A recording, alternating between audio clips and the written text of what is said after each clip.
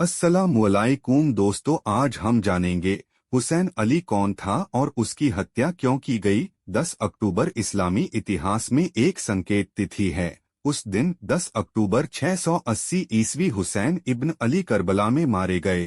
पैगंबर मोहम्मद के पोते हुसैन इब्न अली आधुनिक इराक में करबला में पराजित हुए और मारे गए थे।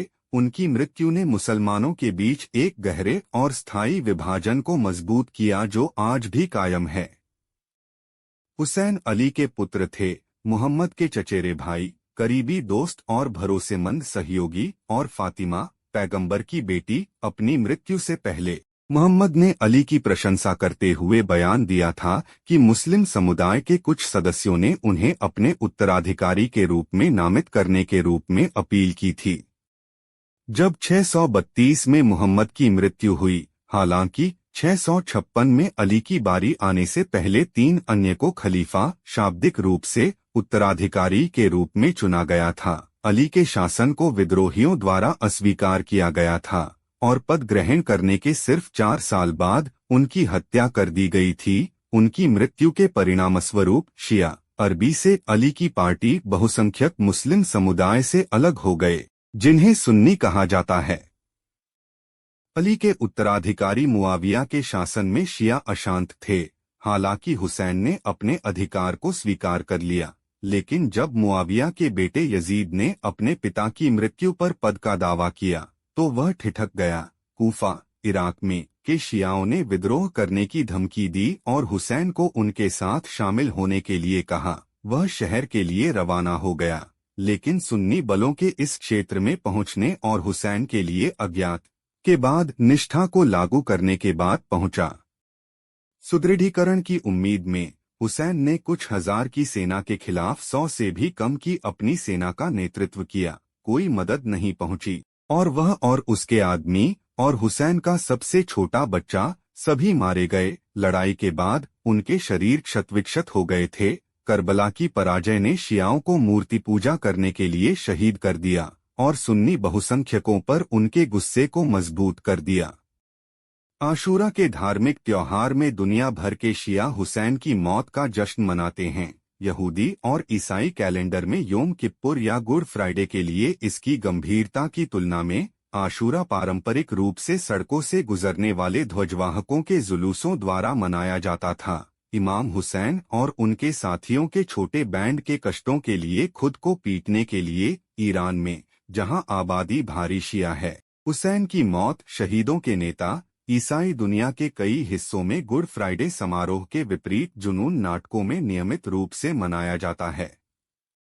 मोहम्मद इस्लाम के अंतिम पैगंबर की मृत्यु के 50 साल से भी अधिक समय बाद मुस्लिम शासन उम्मायद परिवार से अत्याचारी यजीद के अधीन भ्रष्टाचार में फिसल रहा था। अली के पुत्र और मोहम्मद के पोते हुसैन ने यजीद के बुरे शासन के खिलाफ एक स्टैंड लिया, जबकि यजीद को उसकी क्रूरता के लिए डर और नफरत थी।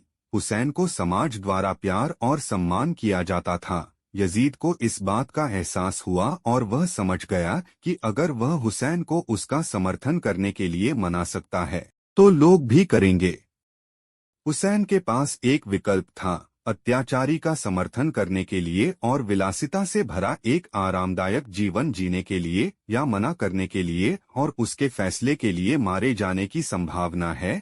उसे क्या करना चाहिए? आप या मैं क्या करेंगे? हुसैन के लिए वह अत्याचार के समर्थक के रूप में अपना जीवन नहीं जी सकता था और उसके लिए चुनाव सरल था।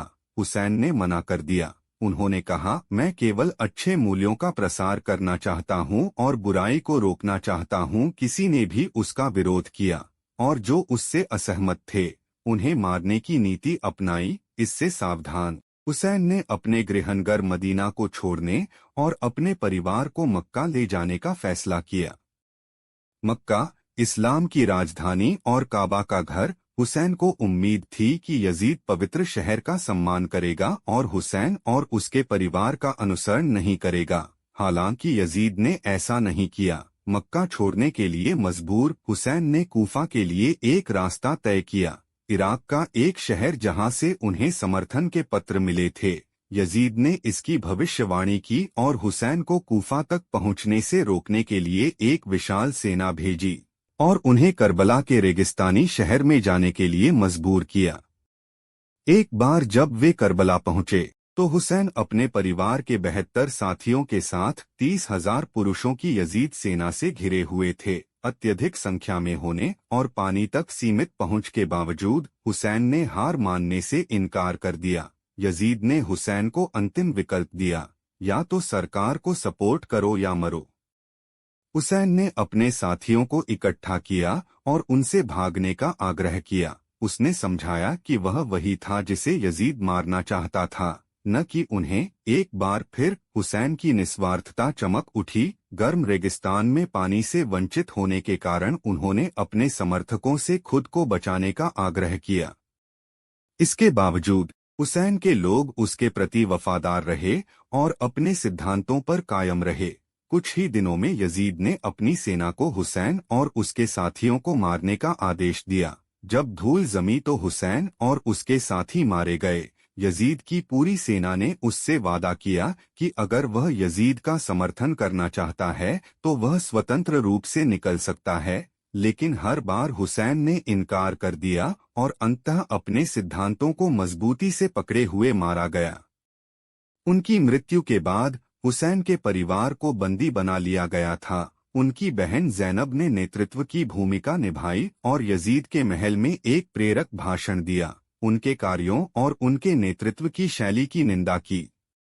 ज़ैनब हुसैन के रुख और उनके सिद्धांतों से प्रेरित होने वाले पहले लोगों में से एक थी। उस समय समाज में मौजूद लिंगवाद के बावजूद उसने चुप रहने से इनकार कर दिया और यजीद और उसके मंत्रियों को समाज के नैतिक पतन में उनकी भूमिका के लिए जिम्मेदार ठहराया। हुसैन का उदाहरण यह है कि एक आदमी सेना के खिलाफ खड़ा हो सकता है और अपने जीवन को देने में उसके बाद के लोगों को अपमानजनक उमैयद वंश को उखाड़ फेंकने के लिए प्रेरित करता है। जिस तरह 7वीं शताब्दी में रहने वाले लोग हुसैन के रुख से प्रेरित थे, उसी तरह आज भी लाखों लोग हैं जो हुसैन को उनके स्टैंड के लिए श्रद्धांजलि देते हैं और उनकी मृत्यु पर शोक मनाते हैं। दुनिया भर से लोग करबला में हुसैन की कब्र पर जाकर उन्हें श्रद्धांजलि देते हैं। वीडियो अच्छा लगा तो लाइक और चैनल को सब्सक्राइब करना दोस्तों। वीडियो देखने के लिए धन्यवाद दोस्तों।